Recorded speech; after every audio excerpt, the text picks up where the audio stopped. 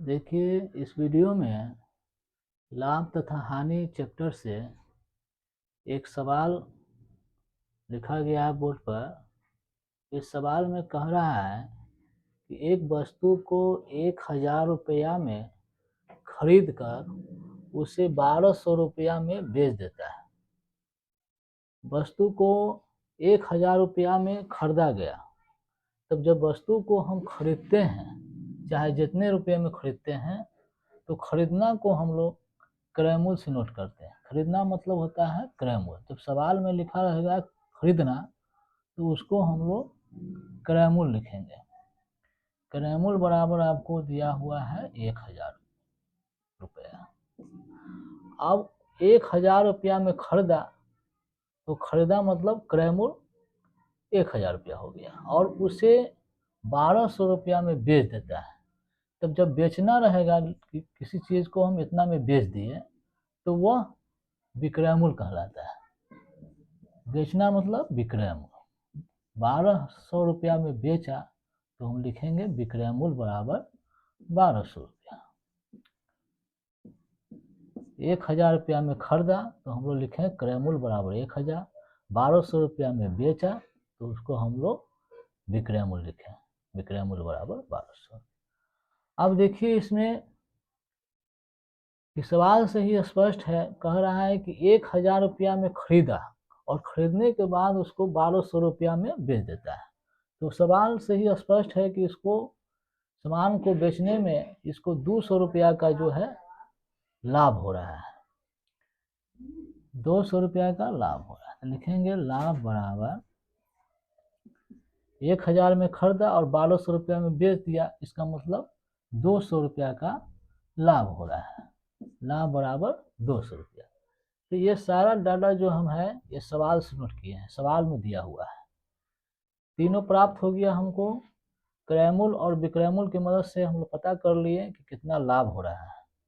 1000 में खरीदा और 1200 रुपया में बेच दिया, इसका मतलब उसको लाभ हो रहा है 200 रुपया का।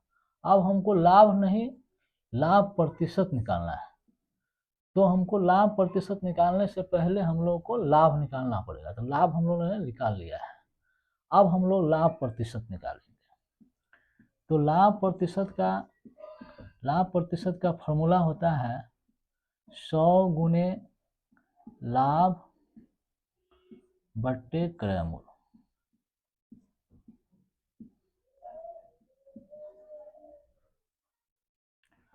अब इसमें देखिए, ये 100 जो है ये फॉर्मूला का 100 है। ये सूत्र होता है लाभ प्रतिशत का, उसमें ये 100 है। तो ये 100 को हम इसी तरह से उतार लेंगे, गुने लाभ। अब यहाँ लाभ दिया है, तो देखिए लाभ हम लोग पहले ही निकाल लिए हमें 200 रुपया। 200 रुपया बैठा देंगे लाभ की जगह पर, 200 रुपया बैठा दिए। अब बट्टे में क्रय मूल्य, बट्टे में क्रय मूल्य दिया हुआ है, तो क्रय मूल्य भी हम लोग नोट कर लिए हुए हैं। क्रय मूल्य कितना दिया हुआ है? 1000 रुपया। अब इसको हम लोग काटेंगे। देखिए, एक जीरो से जीरो कटा, इस जीरो से ये जीरो कट गया, इस जीरो से ये जीरो कट गया। अब देखिए बच गया क्या आपके पास? 10 बच गया। 10 गुने 2 बच गया। अब इस दोनों को गुना करें। 10 में 2 से गुना कीजिएगा, तो 10 दूना 20%।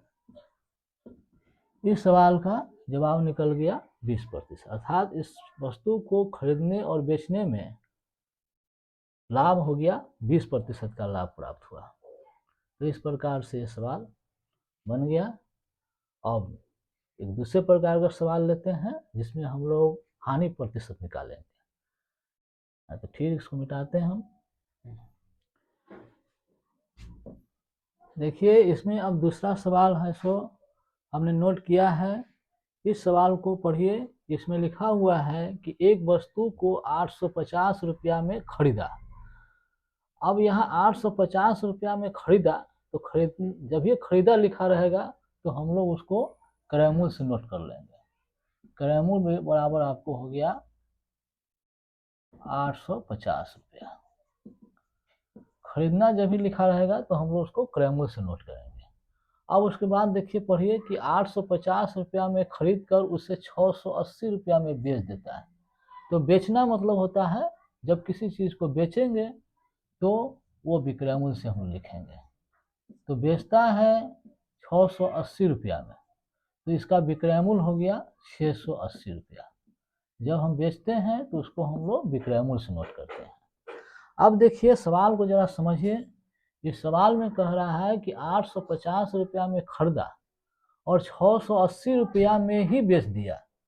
तो अर्थात इसमें आपको साफ स्पष्ट नजर आ रहा है कि इसमें इसको हानि हो रहा है। तो कितना का हानि हो रहा है वो पहले हम लोग निकाल लेंगे।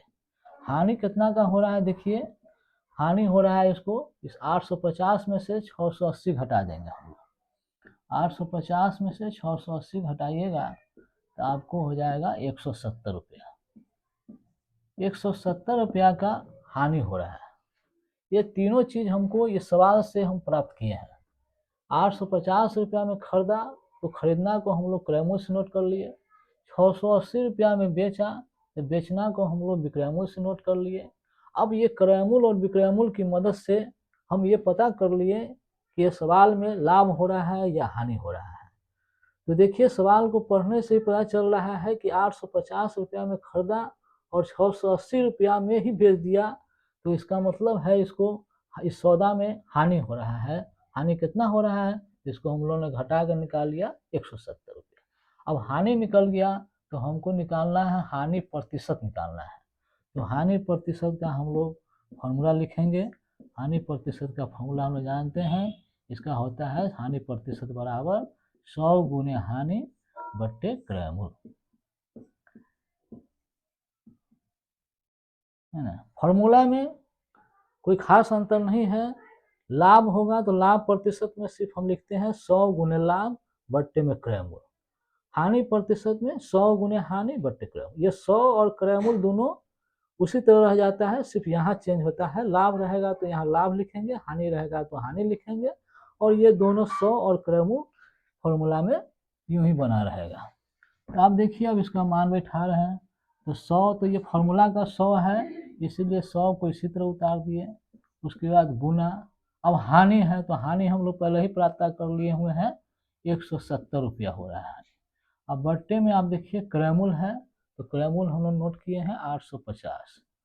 अब इसके बाद हमको काटना है। देखिए 0 से 0 काटेंगे, 17 से काटेंगे 85 को तो 17 पचे 85 होता है। अब 5 से काटना है 100 को, तो देखिए 5 से 100 को काटने के लिए 5 से इसमें का 10 पहले काटेंगे 2 मरते, 5 दूना 10। अब ये 0 बच गया, 0 इसमें उतर जाएगा। तो इस प्रकार से इसका आंसर हो गया 20%। तो इस प्रकार से हमने 2 सवाल लिया। एक सवाल में हमने लाभ प्रतिशत प्राप्त किया कि लाभ प्रतिशत कैसे निकालेंगे, दूसरे सवाल में हानि प्रतिशत निकालें। इस प्रकार से लाभ प्रतिशत और हानि प्रतिशत निकालना हमने ये दोनों सवाल में सीखा। उम्मीद करते हैं आप लोगों को यह सवाल अच्छा समझ में आ गया होगा। तो इस वीडियो को आप लोग अधिक से अधिक लाइक कीजिए, सब्सक्राइब कीजिए, शेयर कीजिए। फिर मिलेंगे हम अगले सवाल में, अगले वीडियो में अगला सवाल लेकर। धन्यवाद।